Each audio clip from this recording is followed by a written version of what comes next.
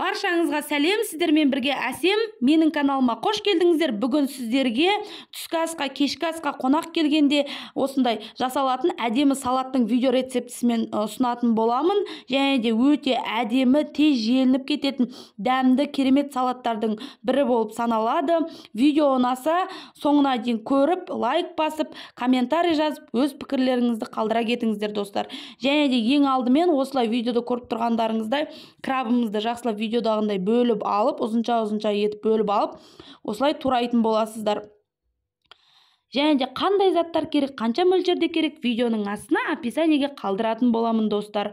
Түсінбеген жерлеріңізді комментарийда сұраңыздар. Егер көрсем, міндетті түрде сіздерге кері байланыс жасайтын боламын, жауап беремін. Және де енді керекті мөлшерде осылай қиярымызды да алып, видеода көріп тұрғандарыңыздай осылай жұқалап турап, әдемілеп, видеода көріп тұрғандарыңыздай ұзынша етіп турап алатын боласыздар. Міне екіге бөліп осылай кубиктап турап алатын боласыздар. Және де бұл салатты, бұл видео рецептіні мен 4 жерге қоятын салат жасадым. Егер де сіздерге бұдан да көп керек болатын болса, осыны 2 есеге көбейтіңіздер. Енді тәтті кукурузамызды да осылай қосамыз, жүгерімізді де.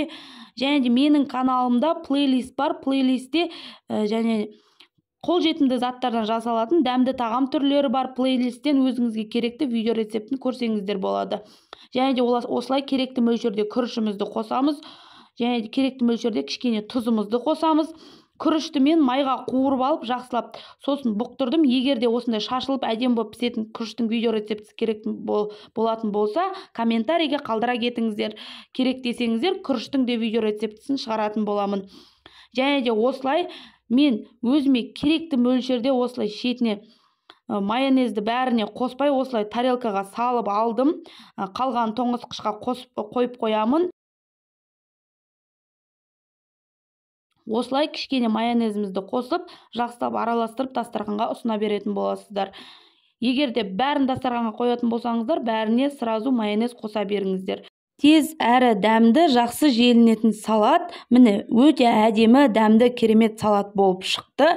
Және де видео рецепті ұнаса, поделиться батырмасын басып, жақындарыңызбен бөлісіңіздер. Видео ұнаса лайк басып, өз пікірлеріңізді қалдыра кетіңіздер комментарийде.